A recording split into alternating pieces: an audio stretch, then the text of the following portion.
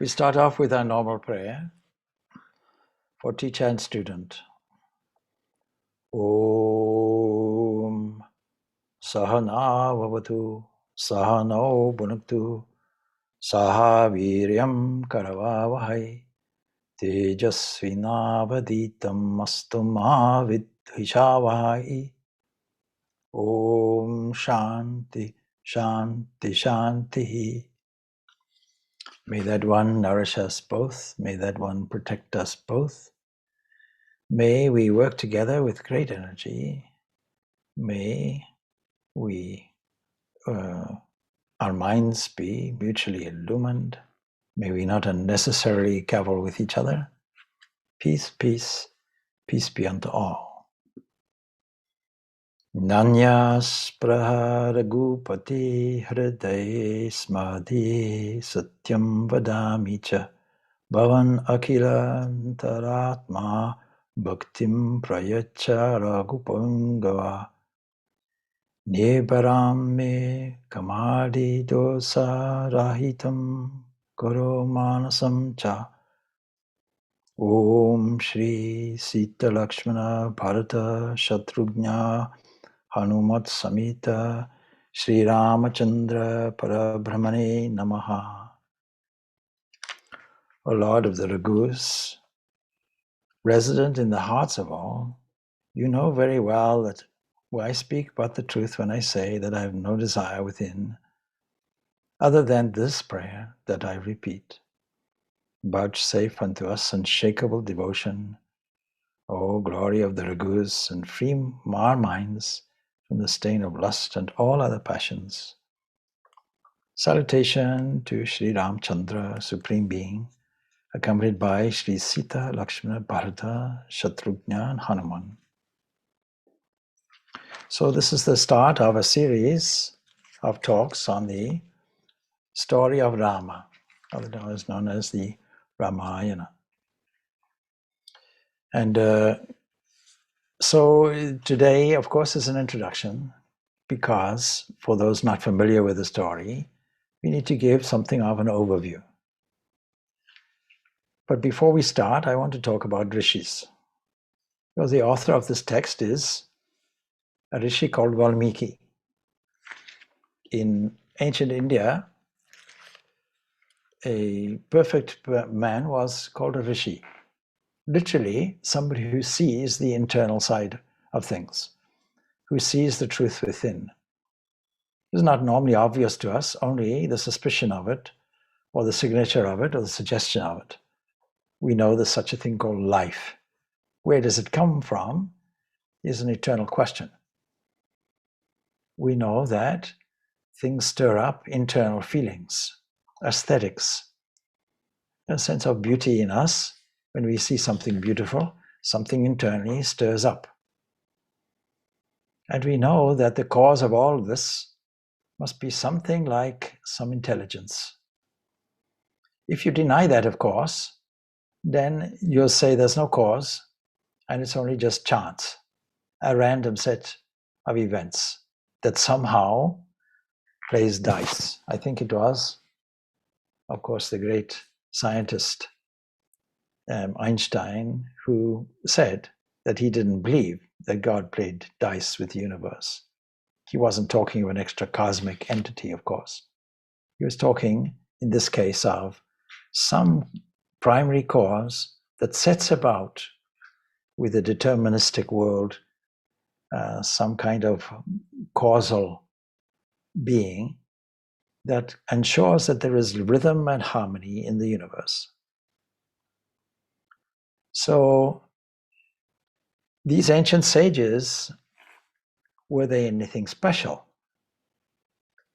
In ancient India, these perfect rishis kept an ideal that is undiminished to this day, and says that we can all be rishis.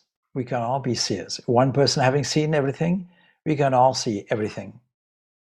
And so the author of this story of Rama was not in the beginning a rishi. He became a rishi. What was his history? Knowing that any man or woman can be a rishi Can we take the most deprived of man, or the most depraved, I should say, of men? Yes, Valmiki, he didn't belong to any lineage of spiritual people. He came from common stock. In fact, he was a robber and a murderer. He started all his career as a highway robber, not finding any other means to feed his house, his household, his wife, his children, and also his mother, his father. I come from Zimbabwe, and there we have a high rate of unemployment. What to do? Even in South Africa, the unemployment rate is pretty high. So people take an easy way. They rob somebody's watch, or they rob somebody's wallet. Or you may think that an easy way is to rob a bank. Valmiki decided that this was the way out. So during his robbing career, it so happened that he attacked the sage Narada. Narada was not just a rishi, he was a maharishi. And we have a separate story for Narada, how he was destined to roam the earth. But Narada upbraided him, and being a wise person, said, wait. What you're doing is pretty sinful. You know, there's a consequence to what you're doing. Why are you doing this? Oh, to feed my family and so on. All right. Do they know what you do? He said, no. So the sage reprimanded him and said that it's not a good way of performing, of being earning a livelihood. And of course, the robber defended himself, as anybody would do. But then he said, look, I'll wait here. In fact, you can tie me up. You go home, you ask all your family, do you know what I do? Now, if we want an overview of the story of Rama, there was a lecture delivered in the Shakespeare Club in Pasadena, California, January 31st, 1900, by Swami Vivekananda on this subject. Naturally, being an overview, being only a small talk, maybe an hour or so long, probably more, he couldn't go into all the details, comprehensive details that makes the story of Rama so beautiful, so comprehensive, and so full of lessons from moment to moment. The story has been dramatized in many different ways, but it is a history. That's the first thing that we need to point out. There are two great epics in the Sanskrit language, and they are very ancient. And of course, there are hundreds of other epic poems, no doubt, but the Sanskrit language and literature have been continued down to the present day. Although for more than 2,000 years, it's ceased to be a spoken language. Sanskrit has now been taken up again. And so these two epics are the Ramayana and the Mahabharata. Mahabharata is a later text. Many people thinking that it goes back some 5,000 years, and the story of Rama going back to about 7,000 years. Naturally, along the way, stories get embellished, particularly as they find expression in different art forms. Singing, dancing, poetry. Tulsidas, that great poet, gives a wonderful rendering of the story of Rama, but leaves out some important things. The important thing that many people take as a controversial aspect of the Ramayana would be the last portion, the last kanda, Uttarakanda, because it tells us that it's not a fairy story.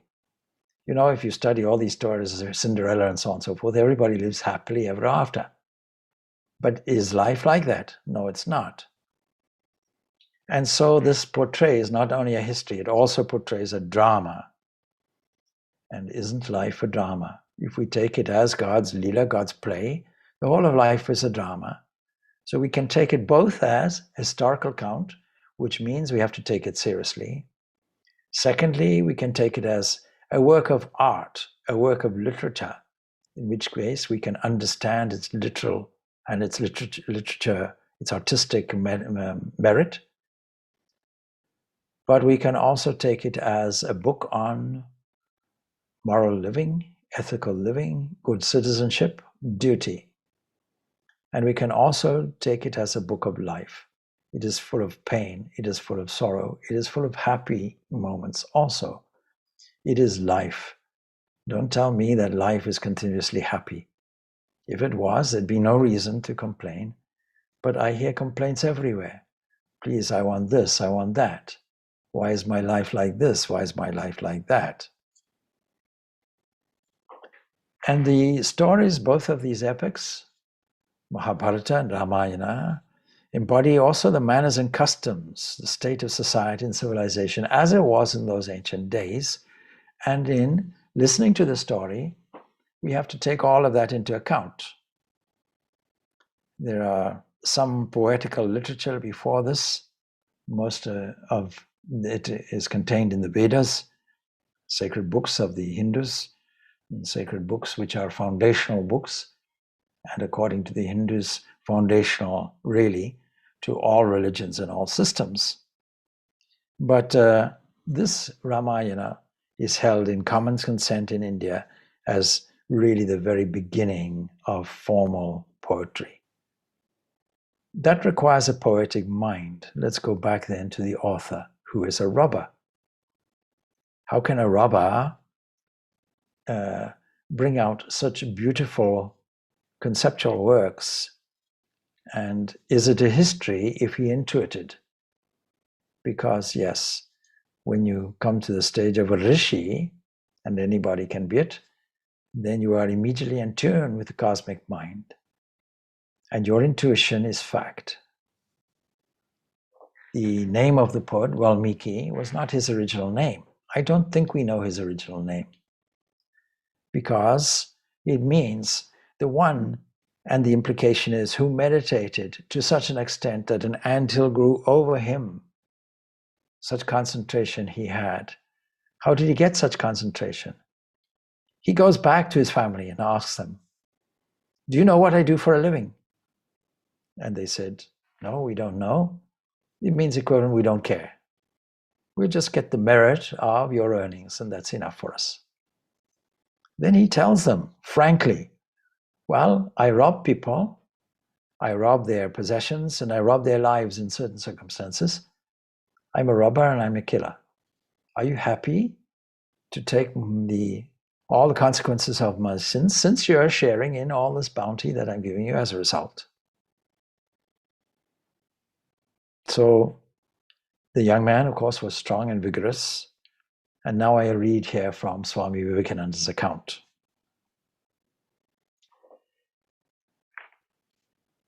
The sage asked the robber, "Why are you going to rob me? It's a great sin to rob human beings and kill them. What do you incur all this sin for?"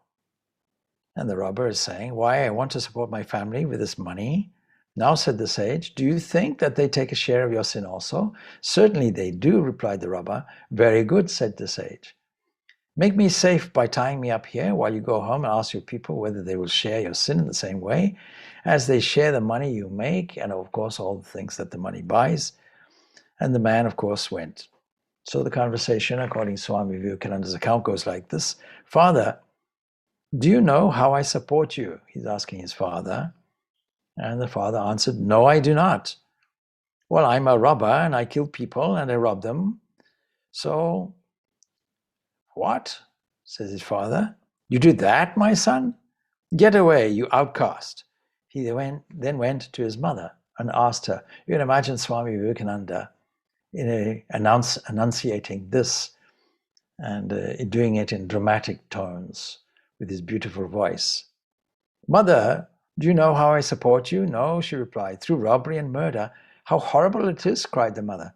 "But do you partake in my sin?" said the son. "Why should I? I never committed a robbery." That's how the mother answered. Like that, he went to his wife, questioned her, "Do you know how I maintain you all?" "No," she responded. "Why, I'm a highwayman. And for years I've been robbing people. This is how I support and maintain you all. And what I now want to know is whether you are ready to share in my sin."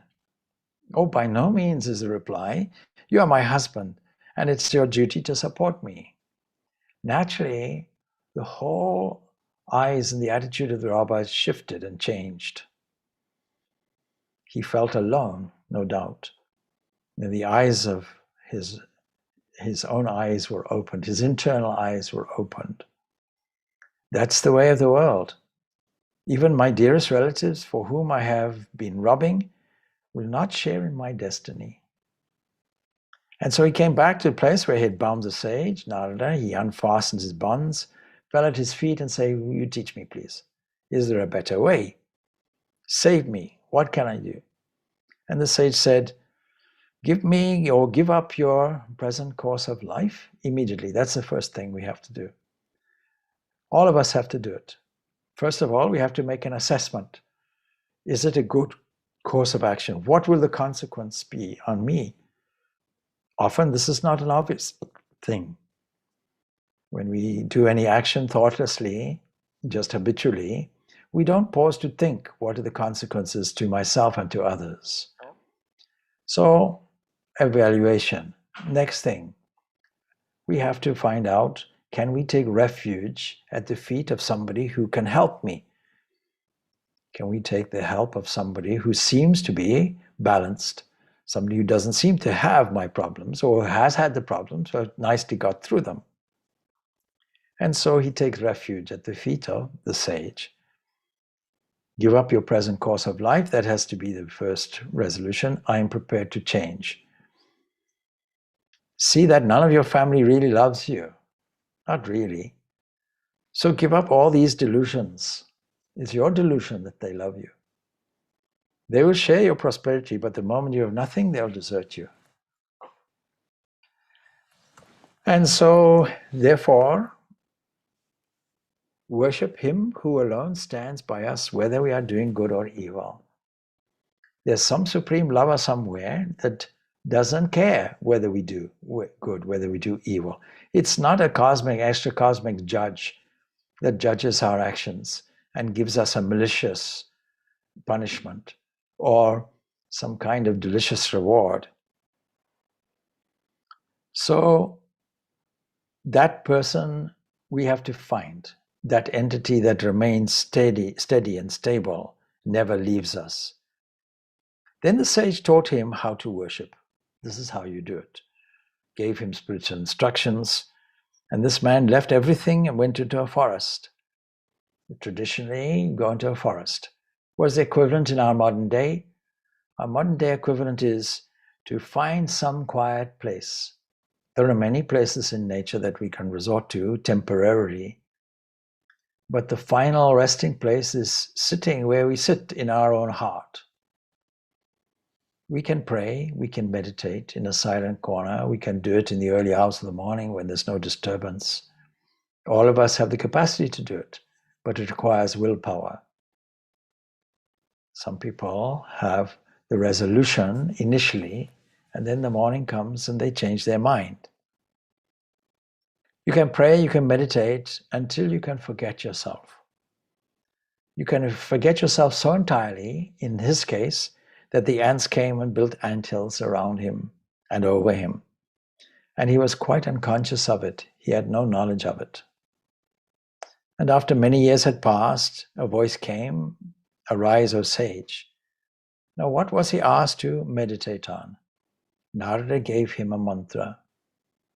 The mantra is Rama.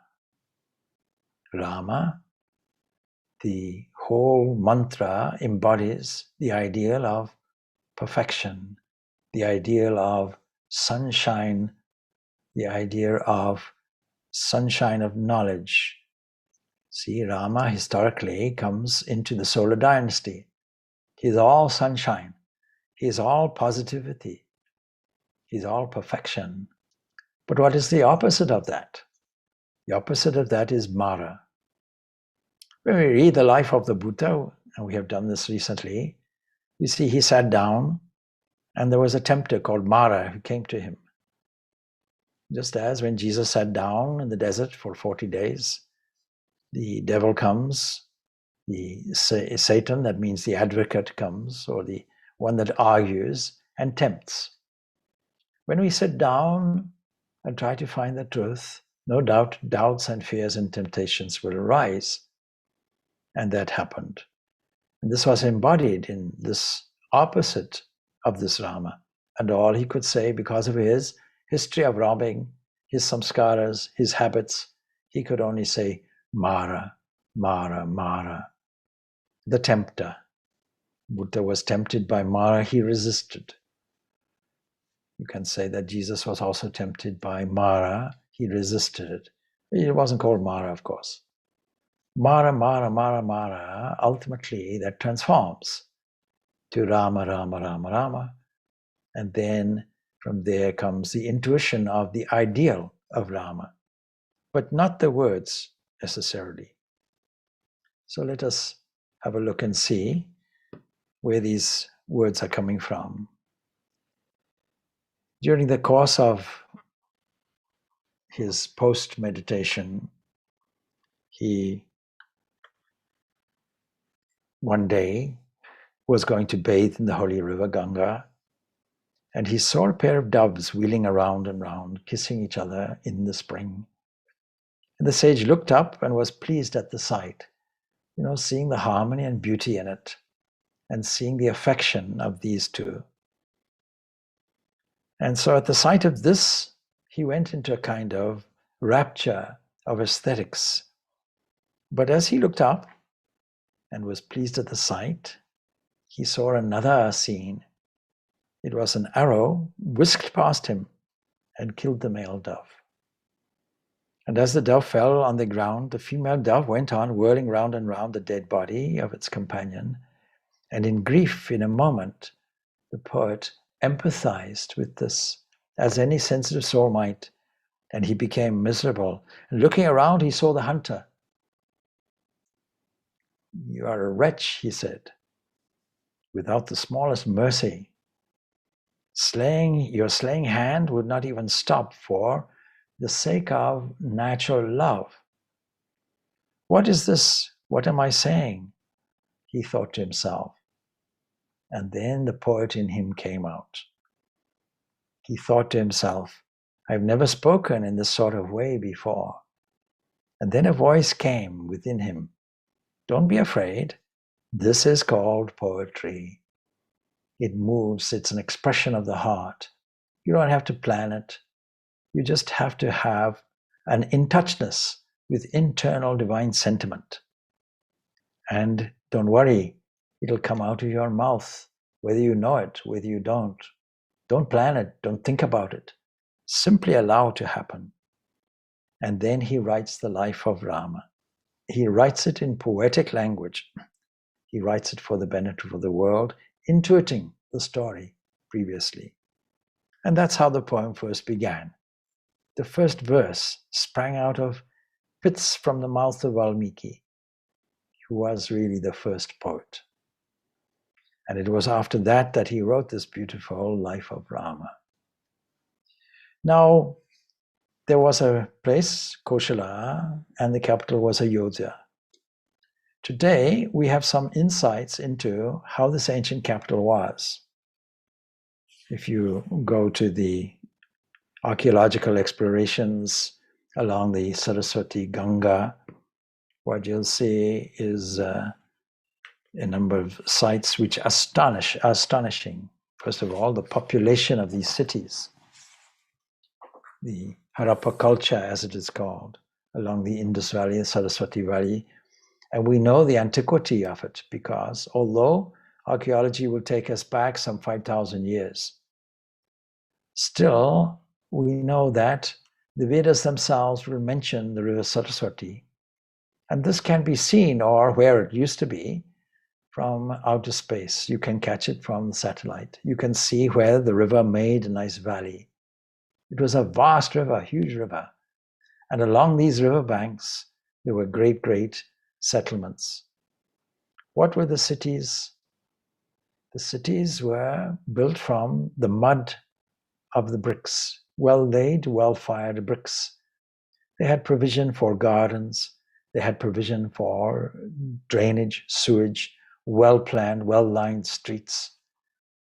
We assume that people were very happy in such cities. They had all the amenities necessary.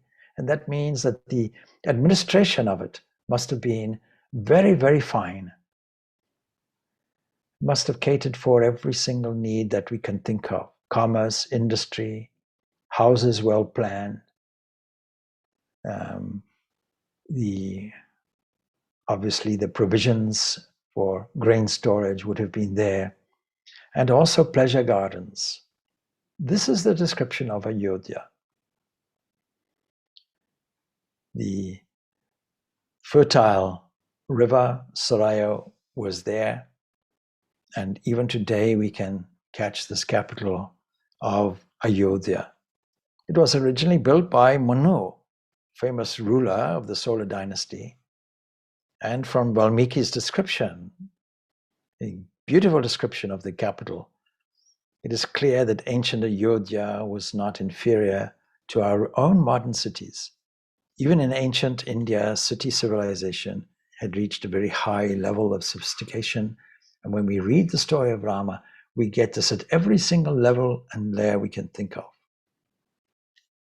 So there's a beautiful description of this Ayodhya. I'll try to give some kind of summary of it.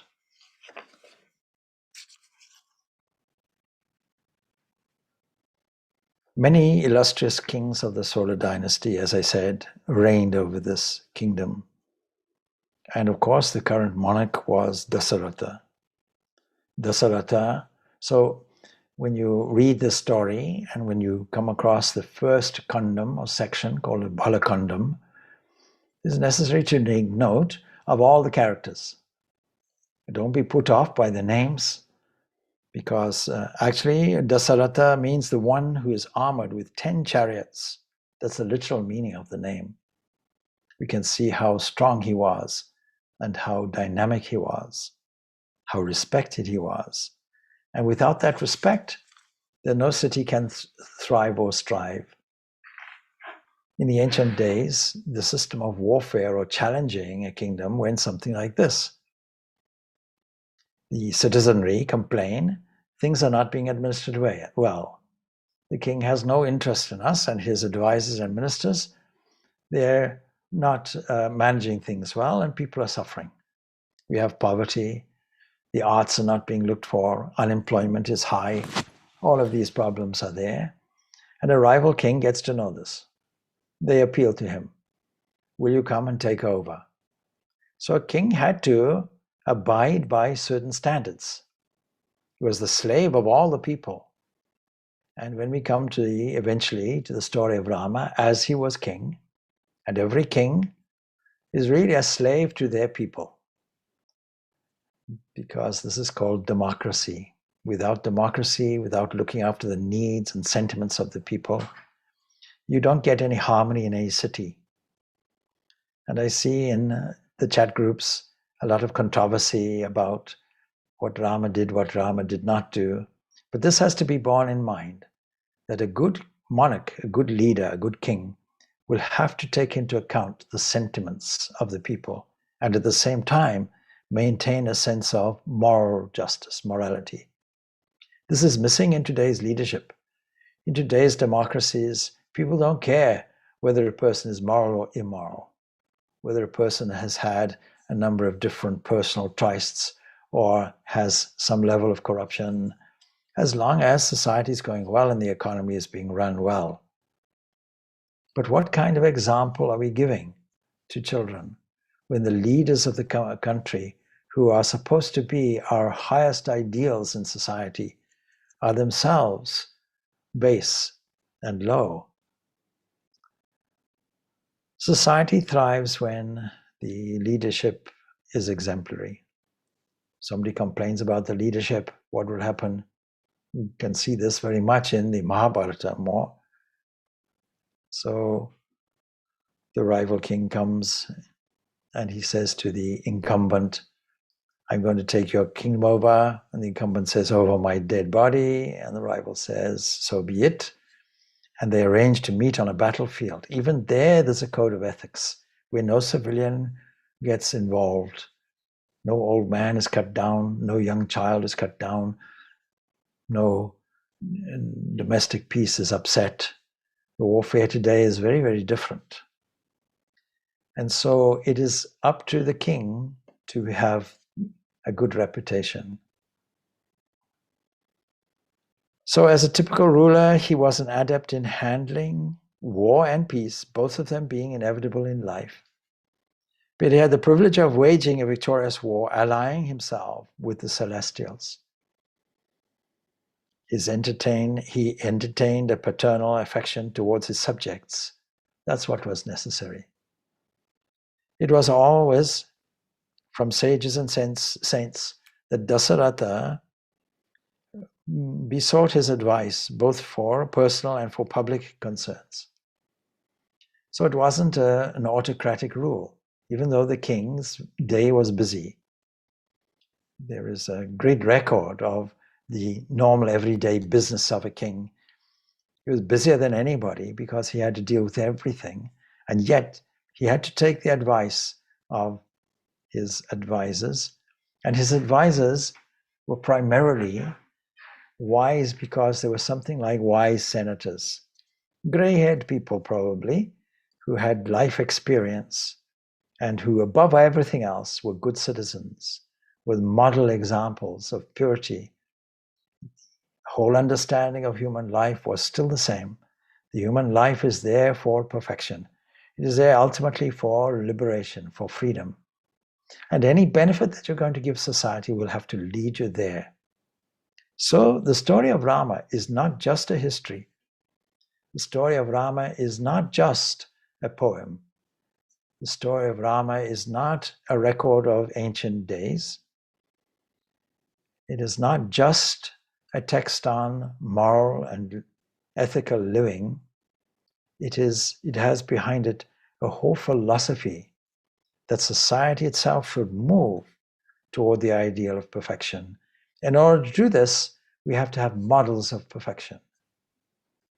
Anybody, given the time, can be a model of perfection. We've seen this with Valmiki, how a robber, a murderer, can become a great sage and give us this work. So his ministers were well experienced in administration, and the people in their turn were properly educated and virtuous to the core. That is what is driving society toward prosperity. Why should it drive people toward prosperity? What has morals and ethics got to do with social welfare? Well, because look at it this way. In the ancient days, it was well understood that society required food. In order to get food, you have to have rainfall. In order to get rainfall, you have to have a way of manipulating the forces of nature, here called celestials. And the way you do that is to have people dedicated to the welfare of their all beings, and by their mechanism of sacrifices called yajna or yaga, they manage to manipulate, as it were, the forces. They were able to propitiate the divine forces around them through a highly scientific method, the ritual of yajna, a fire sacrifice in the ancient days. This was Dasaratha's means because while his whole kingdom was prosperous, while everybody was happy, there was one blemish. There was one small glitch, and that is Dasaratha had no successor, and that was hugely important. The people respond virtuously when there is a virtuous leadership. They were industrious. They were bent on increasing the wealth of the empire because it wasn't just a kingdom. And there were in the country all-round combinations, contentment and happiness. All this is relayed by Valmiki. Now, nature also was bounteous, of course, naturally. It responded well to this. And so in the ancient days, these dedicated people looking after the agricultural seasons by propitiating the forces that mobilize rainfall and therefore food. If we destroyed all the Amazon forests, we'd have destroyed the lungs of the universe through greed and power. I wish to do that. And as long as we're looking after nature in its proper way, nature will look after us. That's the idea. So nature also was bounteous, along with all these human excellences, and the earth was fertile and productive. Rainfall was measured, and rainfall was periodic. That is, there were no floods or anything like that, or disasters of that kind. And Dasaratha's kingdom fared very well, in tune with the gift of providence. Now, if you believe in this, you'll see in a country where there is a disaster, some floods, or the opposite, some droughts. What is the cause? Thinking along these lines, you would see the cause is because the social thinking is incorrect.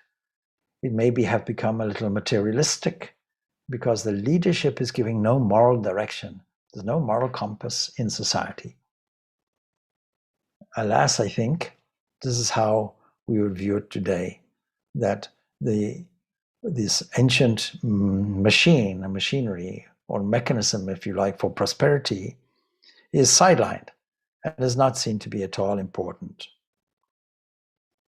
Anyway, as I said, in the midst of all these great munificence in life, the monarch, King Dasaratha, felt a gap that hadn't yet been filled.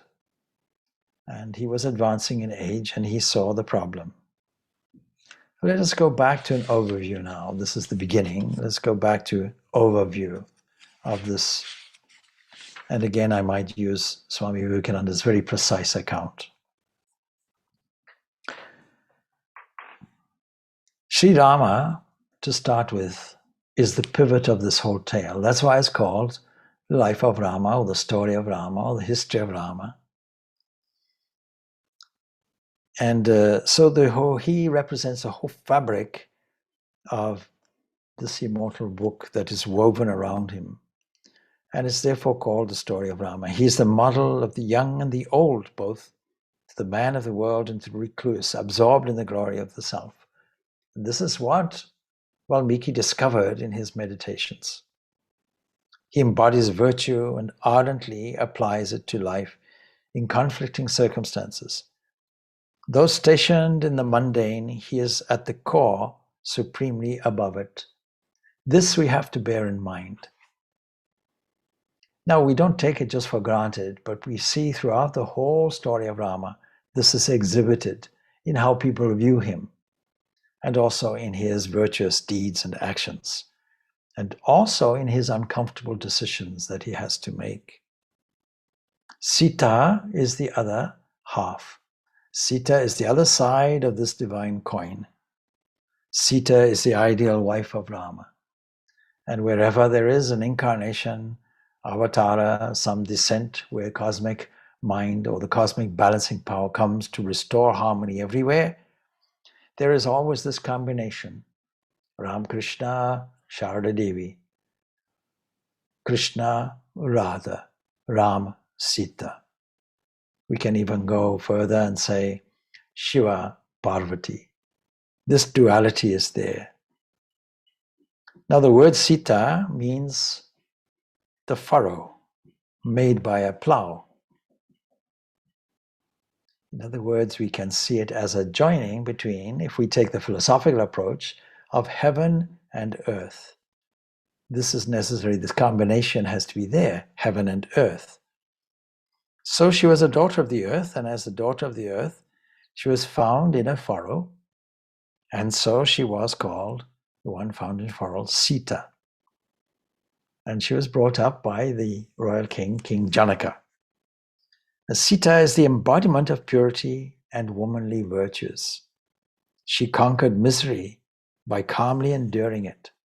Sita is the last word on womanly perfection. Now let us go to Christianity. The ideal in Christianity is a Christ that surrenders his whole life on the cross, that is prepared to suffer for others. We here see the very sentiment embodied in Sita. I'll sacrifice my love and my life for everything, for the benefit of all. And in doing this, I'll be an open vessel for divine grace to flow. Sita, the suffering Sita, the loyal Sita. Sita, the other side of the coin of Rama. Where Rama goes, Sita goes. Now, belief is one thing and philosophy is quite another. And so the Supreme gives man what he prays for. We can call this belief. So because it's belief, it may or may not be true.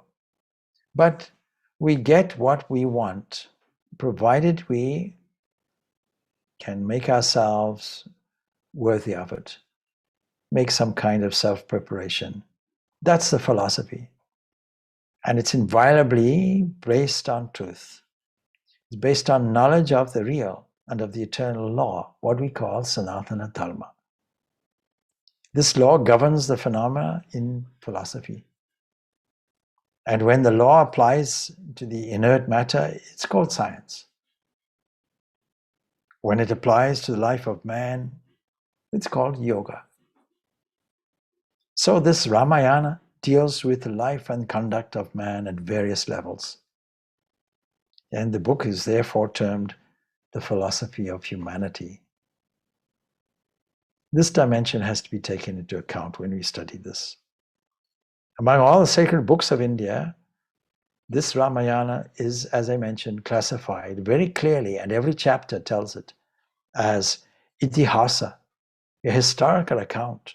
It's a heroic history, permeated, of course, with mythology, because as you tell a story, as you dramatize it, naturally, the artistic bent in humanity adds to it around the fireside. Nevertheless, the core of it is historical, not just philosophical. The function of mythology, of course, is to magnify and allegorize the happenings in nature. And fiction also has a place, by the way, in mythology. Because without the fiction, how will you have a children's story? How will it be entertaining to anybody? And so we have to take this in account in the story as well. All of these approaches and levels we take into account when we study the story. The philosophical aspect, the historical aspect, the fictional aspect, the mythological aspect, the moral aspect, the ethical aspect, and also the poetic aspect. This is how the study of this is going to explore different levels and layers. And therefore we have to do it in a very deliberate, meditative way in taking up the study. That is why this is purely just introductory commentary at this point.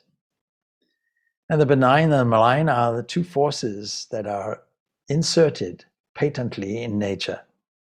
And so there's obviously a conflict between these two, and that's evidence everywhere.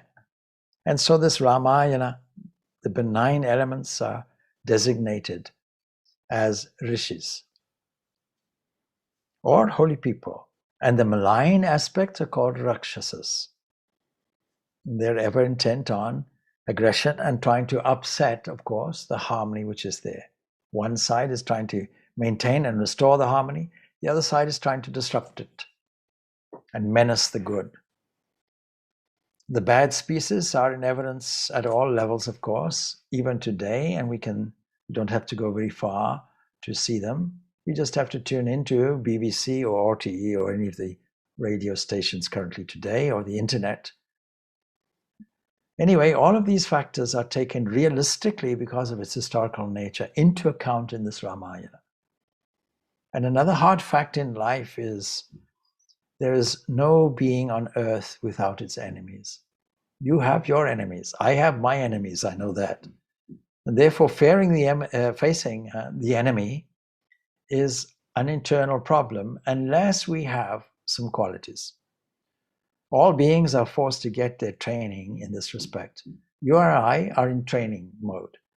Swami Vivekananda said, this world is like a gymnasium. It's there to give us some strength. Survival of the fittest is really the law of nature.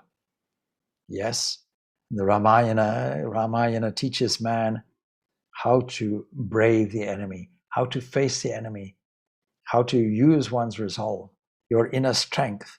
That is why Swami Vivekananda said, I meditate on the heart of a lion.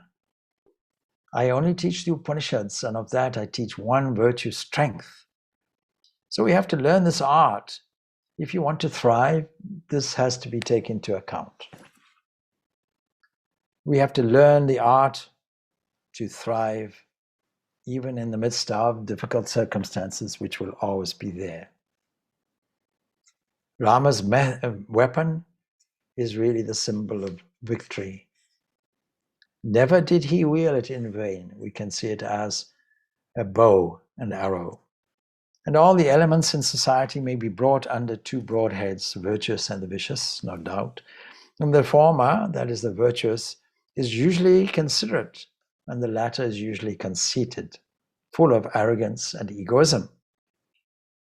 And so an anomaly also is found between these two things, a kind of tug of war. This is emphasized in the Zoroastrian way of thinking, that there are angels or forces of good and forces of darkness. And this came to Judaism during the Babylonian exile and has come through to Christianity also. So we take it on board that these two forces are there. In the Chinese culture, the yin and the yang is there, the Taoist culture, I should say. So that is a symbol where we can see this interchange, this interweaving, this dance of these forces. And this is just life. There is birth, there's life, there's death. There is Indra, and Indra is always trying to combat his enemy and make sure that the harmony is restored. His kingdom is always being threatened. Same thing in physics. In science, there's a continuous battle, as it were, between gravitational energy and electrical energy. And electrical energy is resistant to the one, gravitational energy is resistant to the other, providing us with a harmony. If it wasn't like that, no harmony exists. But at some stage or other, something pushes, something gets exaggerated. Evil tends to reign, for at least for a moment, until the adjustment comes. So the virtuous, they are diffident. They hesitate and think before they launch into anything, any activity. They do things in a measured way, and that's the way we ourselves have to deal with life. They are very slow to come up in life, not operating from the gut level. So much so that the general belief is that this world is not for the good. Some may come to that conclusion. The soft-hearted, oh, these are not warlike enough. And there's also a tendency in the mediocre to drift away from the wicked. But the message of the story of Rama is completely different. And through a seemingly smooth and prosperous path, the wicked wend their way actually to their own curse, their own damnation. A wonderful lesson in life. When we read this story, this is what we have to bear in mind. Satyameva jati, truth alone triumphs. In the end, although wickedness may triumph temporarily, this is a great consolation in a world where people can see a doomsday scenario, that there will be an adjustment, there will be justice. The virtuous meet with trials and tribulations, though, all through, but they do it heroically. It's not that they don't have them, they have them. But every ordeal comes to testify the genuineness of your character. There's a book, I'm just trying to think of the title of the book, something like Fear but do it anyway, or Why do bad things happen to good people? Some books are like that, looking for a psychological answer to these questions. Anyway, good will triumph in the end. That we can be sure of. And we can be sure of this in our personal lives, and we can be sure of this in international scenarios also, and historical eras as well. But lust and greed are the two mighty evils, and they goad people, they goad humanity into questionable actions. And we always have to be on the lookout for these. And of the two, lust was most in evidence in 3 capitals when we read this story. Now, we've mentioned Ayodhya, but there are 2 other capitals that have to be mentioned in this story. The obvious one is Lanka. The capital of Lanka is there. And the other one is Kishkinda. That is where the hill tribe monkey forces are operating. And so all of them are suffering from lust.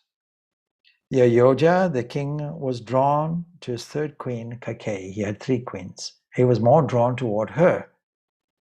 And he was drawn to her beyond proportion. And that is why some problem occurs in this story. We'll come to the details of it later in the series. He had in every way surrendered himself to her. And that was the root cause of the domestic tension that really compelled Rama eventually to go into exile for 14 years. He negated the tension by voluntarily accepting it. That was the character of Rama. And he negated the tension by voluntarily accepting it, declutching it nicely. But in Kishkinda, there was a question of sexual indulgence. That was a matter of course. The conjugal relationship was flexible and changeable on flimsy grounds, primitive grounds. And the affectionate brothers Vali and Sugriva fell out on this issue, and that led to fatal consequences. And Rama was asked to intervene in this, to assist. In Lanka, this disease was rampant. That was the main problem. But for lust, Ravana, the king of Lanka, was a model man. He was a meditator. He got many, many powers through meditation. And all our meditation, the fruits of it, come from the cosmic mind. Now, mythologically, we put this as, or theologically, we put this as Brahma. Brahma dispenses all the boons to us. So, because of this lust, he was a menace to society. Rama had to harness all his power to exterminate the canker from the world in these 3 regions. Lust is the cause of many evils in society, and the story of Rama bears this out. How do you get boons and become powerful, get all these powers and see these? This brings us to an event very, very important in the story. It's not an event that happens on earth. It happens in the heavens. It's a parallel going on. On the one side, Dasaratha is desirous of progeny. And he arranges a huge, huge ceremony, a huge yajna. And a yajna is a scientific mechanism. You have to do it right. Mantras have to be there. They have a mobilizing effect. You have to invite all the great people around. You have to make the whole atmosphere sacred in order to get what you want. Same thing in prayer. You have to have faith. You have to have resolve. You have to have meaning behind every movement, every activity. You have to have a magnificent obsession about it. This is the key behind the effects, positive effects of yajna. A person grows in divinity to the extent that he conquers this lust. And Rama's vow was to be loyal to one woman. Now you see, Ravana was the opposite. And Ravana got all his boons through his meditation. Meditation is not a guarantee of purity and holiness. It's simply mobilizing the most powerful instrument we have, which is thought. And because there's only one cosmic mind, it manifests in the world around us. But power without wisdom is a problem. We can see this more and more dangerously in today's society because the threat of nuclear war is upon us and has been upon us for over 100 years. Imagine now the destruction of the entire world because of a lack of wisdom, just an impulse, and behind it a sense of greed, a sense of ownership for country and land. So, even in conjugal life, Rama was a conqueror of lust. measuring it, love ruled, not lust.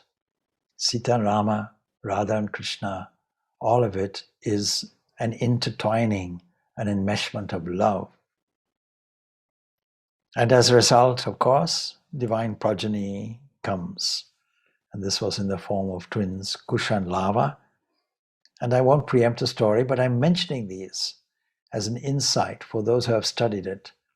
And you'll recognize these names. For those who are listening to it for the first time, I'm giving a taste, a foretaste, a small sample. The world evolves in divinity to the extent that it takes Sita-Rama combination in the matter of self-discipline, self-dedication, and truthfulness, and self-sacrifice also. These are some of the great, great lessons and qualities.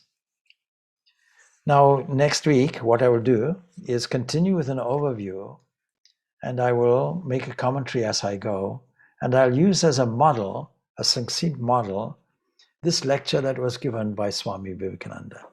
And once we have a good overview of the story, beyond this introduction, we will then go into each section, and there are 7 khandas, 7 portions that we go through, and I've touched on some of them.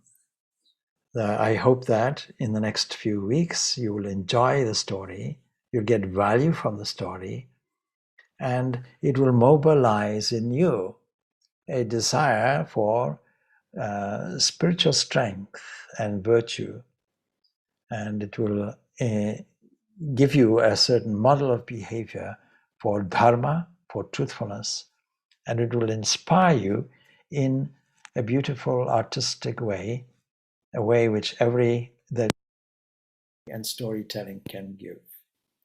So with this brief introduction to the story of Rama, I thank you. I leave you. Om Shanti, Shanti, Shanti. Peace, peace, peace be unto you all. Thank you. Thank you, Swami. Thank you, Swami. Thank you, Swamiji. Thank you, Swamiji. Thank you, Swamiji. Thank you, Swamiji. Merci beaucoup, Swami. Merci beaucoup. Vas-y, tu peux dire merci. Thank you. Thank you, Swami.